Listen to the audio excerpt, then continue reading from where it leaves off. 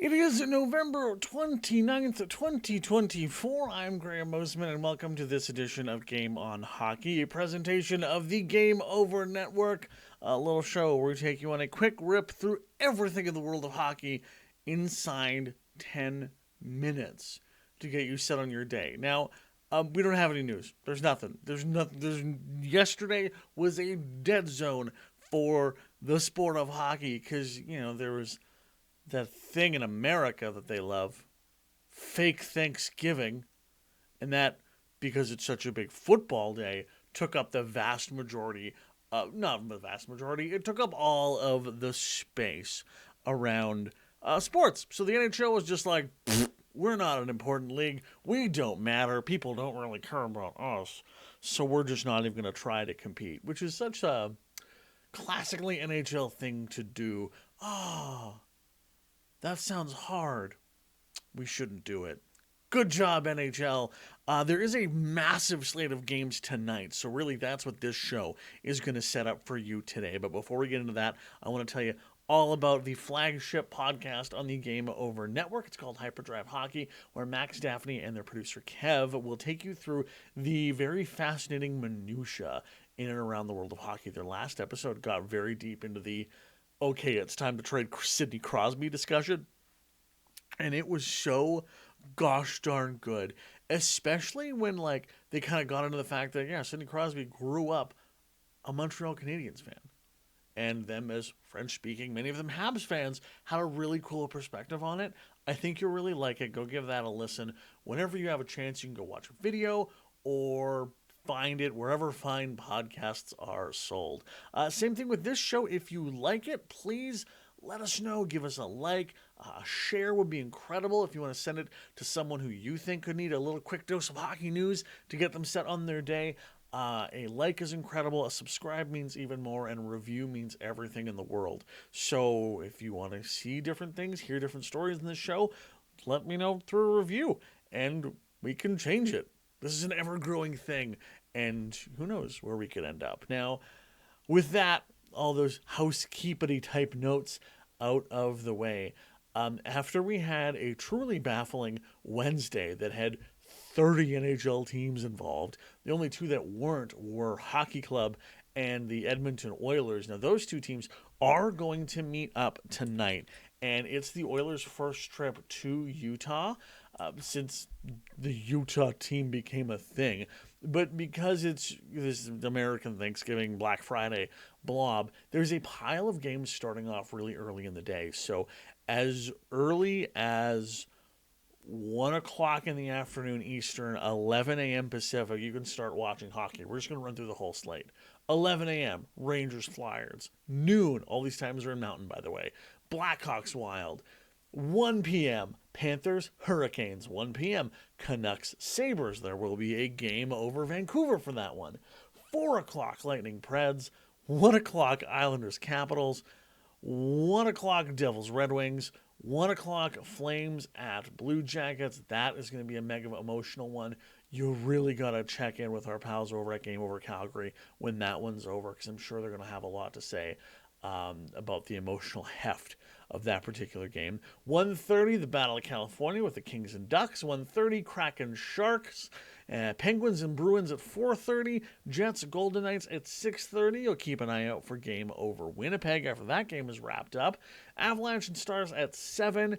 And then the other nightcap of the evening, Oilers at Hockey Club. So that is what we're looking at for tonight.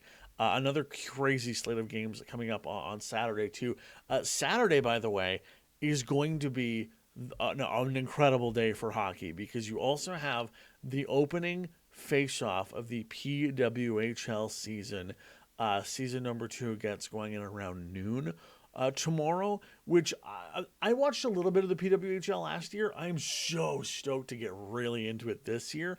I'm thinking I'm going to be a Montreal Victoire supporter. I think. Toronto Scepters look really good.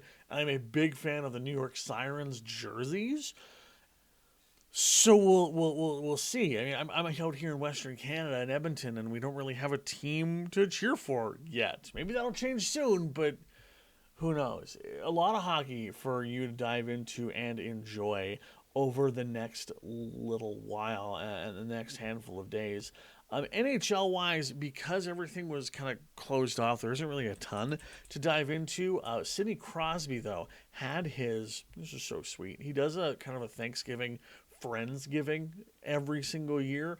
All of his teammates who don't have plans or family in town get to come to Sid's house and just hang out and have Thanksgiving, which is so sweet.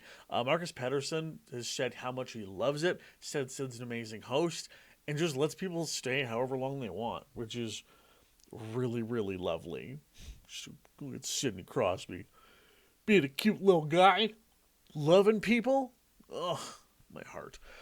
Some sad news out of Vancouver. It looks like Philip Hronek is going to be out a pretty long while with the dreaded upper body injury. Trying to get some word from Canucks Twitter on exactly what the issue is going to be, but it's probably just a little vaguely long term, as he did get hurt on a hit late in the third period.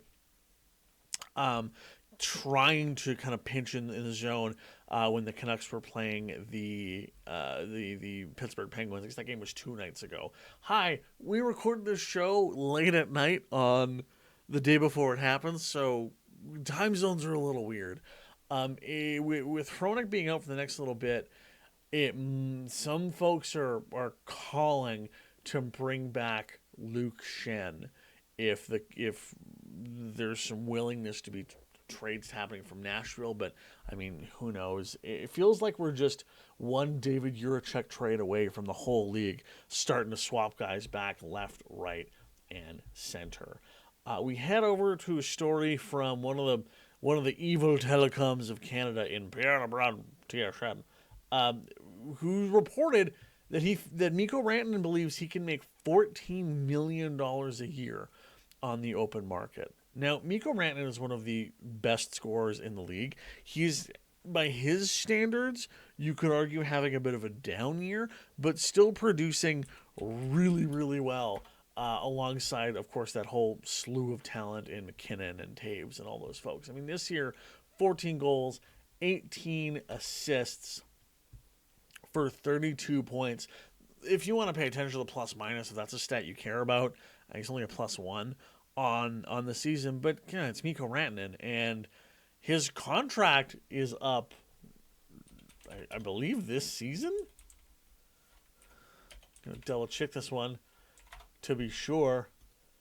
As we roll over to our pals over at Puckpedia, yeah, year 6 of 6 of a cap hit of $9.25 million, and if he figures he can hit 14 on the open market, I don't see why that's a crazy number. I mean, especially with this year's free agency lineup, now that Leon Draisaitl is no longer going to be on that list.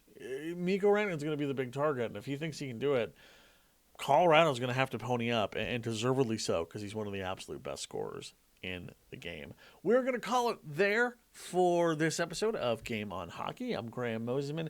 If you want to keep an eye out on coaches that could be fired this weekend, maybe this is it for Mike Sullivan and his run with the Pittsburgh Penguins. Well, at this point, it would be kind of a mercy firing.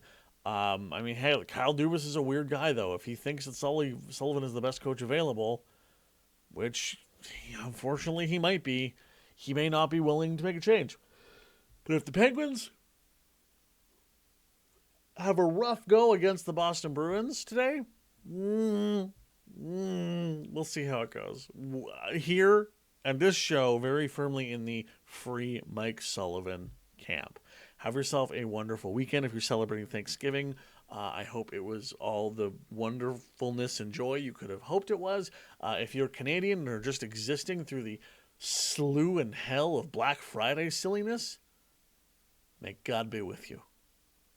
Have a great day, friendo. We will talk on Monday for the very next edition of Game on Hockey, your rip around the hockey world in 10 minutes or less, a presentation of the Game Over Network.